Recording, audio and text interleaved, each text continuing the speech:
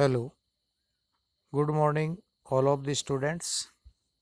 मैं Manoj Poonia, Unique Senior Secondary School Sikar के online classes platform पर आपका मोस्ट वेलकम। लास्ट वीडियो में हमने रेनबो बुक के चैप्टर नंबर 8 का एक्सप्लेन किया था, तो उसका कुछ पार्ट है चैप्टर का वो शेष रह गया था, वो इस वीडियो में हम कंप्लीट करेंगे। तो पहले जो 2 वीडियोस इस चैप्टर के आए उनमें अंटार्कटिका की किस प्रकार की पहले गोंडवाना लैंड था तो किस प्रकार की जलवायु थी और आज उनकी जलवायु कैसी है। फिर अंटार्कटिका का क्या रोल होगा इस वर्ल्ड में, इस हमारी पृथ्वी ग्रह को बचाने में। तो नेक्स्ट यहाँ से हम स्टार्ट करते हैं। Walk on the ocean. Ocean मानी महासागर, तो मीन्स लिख लेना महासागर है, उस पे चलना। तो देखिए, माई अंटार्कटिका एक्सपीरियंस, मेरा जो अंटार्कटिका का अनुभव था, एक्सपीरियंस मीन्स अनुभव, वॉज फुल ऑफ सच इफेफेनीज। इफेफेनीज का मतलब पूर्ण रूप से आश्चर्यों से भरा हुआ था। But the best occurred just short of Antarctica circle, लेकिन सबसे जो अच्छी घटनाक्रम वहाँ पर थी वो अंटार्कटिका के केंद्र बिंदु, अंटार्कटिका सर्कल मानी अंटार्कटिका का जो केंद्र बिंदु था 65.55 डिग्री साउथ, यानी 65.55 डिग्री साउथ में। दो Sokoleski had managed to wedge, Sokoleski is the name of the Russian research vessel, ये उस जहाज का नाम है जिस पे राइटर तिसानी दोषी गई थी स्टूडेंट ऑन आइस प्रोग्राम में। तो Sokoleski had managed to wedge herself into a thick white stretch of ice. Sokoleski जहाज है वो आगे बढ़ रहा था, ए थिक वाइट स्ट्रेच, एक मोटी बर्फ की सफ़ेद जो चादर बिछी हुई थी उसके बीच में, बिटवीन द पेनोसलाविया एंड टैडपोल आइलैंड। पेनोसोलिया और टैडपोल द्वीप के नाम है। तो पेनेसोला और टैडपोल जो द्वीप है उनके बीच में ये जहाज आगे बढ़ रहा था।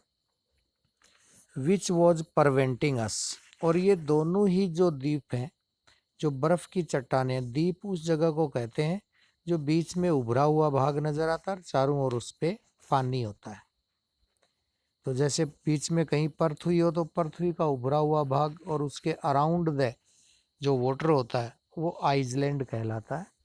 तो उसी प्रकार ये टैडपोल और पेनोसोला जो द्वीप थे वहाँ पर जहाज आगे बढ़ रहा था, but which us प्रवेंटिंग us, प्रवेंटिंग means लिख लेना रोकना, फ्रॉम गोइंग एनी फर्दर, यानी आगे बढ़ने से दोनों द्वीप हमें रोक रहे थे।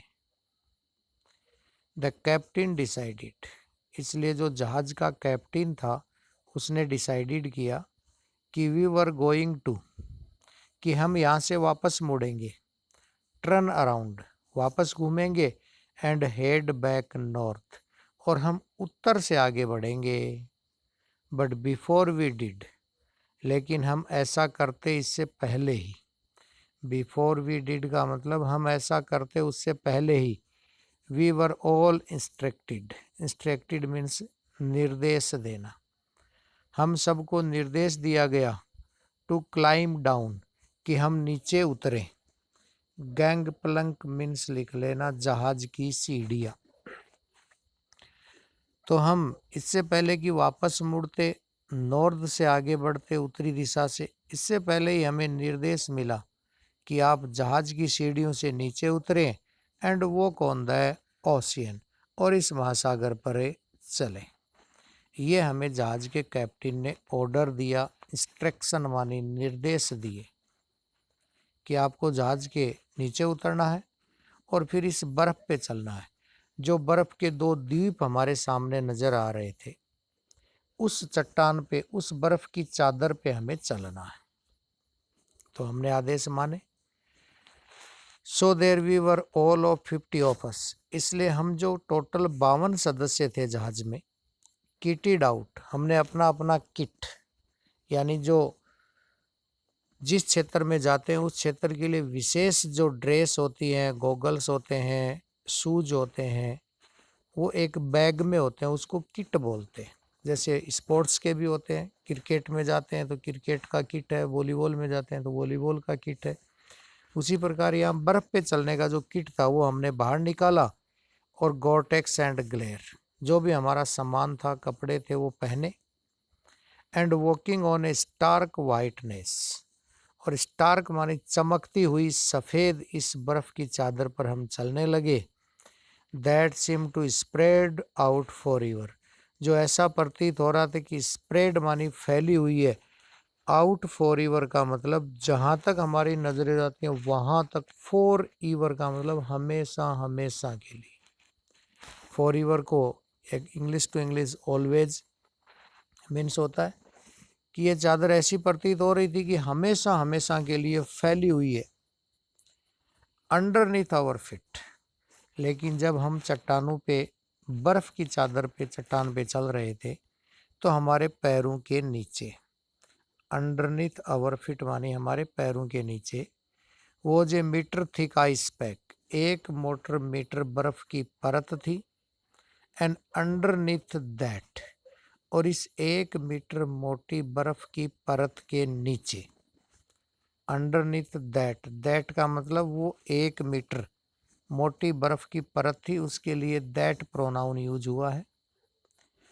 180 मीटर्स ऑफ लिविंग, उसके नीचे 180 मीटर गहराई तक लिविंग ब्रीथिंग साल्ट वाटर था। देखिए यहाँ पानी को क्या बताया, लिविंग जीवित, ब्रीथिंग श्वास लेता हुआ, साल्ट वाटर मानी जैसे आप सभी जानते हैं समुद्र का पानी साल्ट वाटर होता है। तो यहाँ पानी जीवित होने का मतलब पानी कभी मरता नहीं है, उसको जमना और बहने के तरीके के लिए लिविंग वर्ड यूज हुआ है। तो इस 1 मीटर मोटी बर्फ की परत के नीचे कलकल करता हुआ पानी बह रहा था, श्वास लेता हुआ, यानी वो पानी बह रहा था जो नमकीय पानी था। In the periphery crab eaters, और पेरीफ्री मानी इसके बाहर की तरफ, जिस चट्टान पे, जिस महाद्वीप पर हम चल रहे थे उसकी परिधि पर क्रेब ईटर सील्स वर स्ट्रेचिंग, वहाँ पर और जो बर्फ की चट्टानें हैं छोटी छोटी वो फैली हुई नजर आ रही थी। सनिंग देमसेल्विज, जैसे कि सूर्य की धूप में वो सूर्य का सेवन कर रही हो। Ice flows much like stray dog, बिल्कुल ये बर्फ की चट्टानें ऐसे फैल रही थी जैसे स्ट्रे डॉग होते हैं, आवारा कुत्ते हैं। Will do under the shade of a banyan tree, जो एक बरगद के पेड़ के नीचे जैसे गर्मी में आराम करते हैं, रेस्ट करते हैं, वैसे इस द्वीप के चारों ओर छोटी छोटी बर्फ की चट्टानें हैं, वो हमें आवारा कुत्तों की भांति बरगद के पेड़ के नीचे छाया में जैसे बैठे वैसे तैरती हुई नजर आ रही थी। It was nothing short of A relevance, इसमें किसी प्रकार की कोई रिलीवेंस नहीं है, ये नहीं कह सकते कि उनमें संबंधता नहीं है, क्योंकि एवरीथिंग डज इंडीड कनेक्ट, क्योंकि वहाँ पर प्रत्येक चीज़ एक दूसरे से जुड़ी हुई है। तो ये नहीं कह सकते कि उनका आपस में कोई रिलीवेंस नहीं है, रिलीवेंस मानी आपस में संबंध नहीं है, ये नहीं कह सकते, क्योंकि एवरीथिंग डज इंडीड, इंडीड मानी वास्तव में, कनेक्ट मानी जुड़ी हुई है। लास्ट पैराग्राफ देखिए इसका। 9 टाइम जोन्स, 9 समय चौकियाँ, 6 चेक पॉइंट्स, 6 जांच के अंदर, 3 बॉडीज ऑफ वाटर, 3 जल पिंड। ये पैराग्राफ की जो लाइनें हैं ये पहले चैप्टर के स्टार्ट में आ चुकी हैं। 9 समय चौकियाँ, 6 जांच के अंदर, 3 बॉडीज ऑफ वाटर, 3 जल पिंड, एंड मैनी इकोफेरिस लेटर, और कम से कम इतने ही बहुत सारे जैव मंडल थे। Later I was still wondering, बाद में अब भी मैं वंडरिंग कर रही थी, वंडरिंग मानी आश्चर्य कर रही थी। आई जो वर्ड आया है प्रोनाउन, वो तिसानी दोषी के लिए आया। About the beauty of balance, और मुझे आश्चर्य हो रहा था कि ब्यूटी ऑफ बैलेंस की सुंदरता का कितना अच्छा संतुलन है in play of our planet, हमारी इस पृथ्वी ग्रह पर। तो ब्यूटी ऑफ बैलेंस, सुंदरता का कितना अच्छा तालमेल, कितना अच्छा बैलेंस है जो प्ले ऑन आवर प्लेनेट, जो हमारी इस पृथ्वी ग्रह पे है। हाउ वुड इट बी, अब वही जो क्वेश्चन पहले चैप्टर में आए हैं वो दोबारा चैप्टर के अंत में आपको सोचने के लिए बाध्य कर रहा था कि हम इस पृथ्वी ग्रह को रिस्पेक्ट की दृष्टि से देखें। Will be around to see it, तो देखिए हाउ वुड इट बी, क्या हो जाएगा, कैसे हो जाएगा, if Antarctica were to be became the warm place, कि अंटार्कटिका फिर से एक वार्म प्लेस बन जाए, it once used to be, जैसा पहले कभी हुआ करता था। यूज्ड टू बी का मतलब जैसे पहले हुआ करता था वैसे एक बार फिर से अंटार्कटिका है वो गर्म प्लेस बन जाएगा, हॉट प्लेस बन जाएगा, तो क्या होगा। Will be around to see it, क्या हम जो आज चारों ओर देख रहे हैं, would we have gone the way of the dinosaur, क्या हम उस रास्ते चले जाएंगे जिस रास्ते कौन गया, डायनासोर। या मैमथ्स, मैमथ्स का लिख लेना विशाल काय हाथी, और वूली राइन्स का लिख लेना ऊनी गेंडे।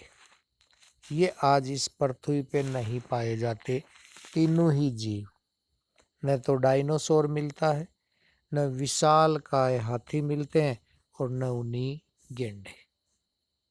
तो क्या हो जाएगा यदि फिर से ये गर्म स्थान बन गया, तो क्या हम उस रास्ते चले जाएंगे। हु इज टू से, कौन कह सकता है। बट आफ्टर स्पेंडिंग 2 वीक्स, लेकिन जब मैंने 2 सप्ताह वहां गुजार दिया अंटार्कटिका पे, with a bunch of teenager, एक छात्रों के समूह के साथ, बंच का मतलब ग्रुप यहाँ पर, और टीनेजर मानी जो किशोर अवस्था होती है, जो हाई स्कूल के स्टूडेंटों को स्टूडेंट ऑन आइस प्रोग्राम में इंक्लूड करके ले गए थे, उनके लिए यूज हुआ है कि 2 सप्ताह मैंने गुजारे बंच ऑफ ए टीनेजर के साथ, who still have the idealism to save the world, तो मेरे सामने एक आदर्श जरूर आया, आइडियलिज्म कि टू सेव द वर्ल्ड, कि इस संसार को बचाना चाहिए। तो 2 सप्ताह गुजारने के बाद इतना समझ में जरूर आया कि हमें इस पृथ्वी को बचाना चाहिए।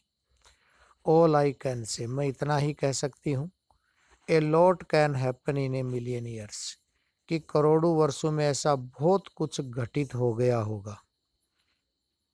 But what A difference a day में, क्योंकि एक दिन में मैंने इतना परिवर्तन देखा, एक दिन में मैंने इतना चेंज देखा, डिफरेंस देखा, तो हो सकता है करोड़ों वर्षों में बहुत कुछ घटित हो गया होगा।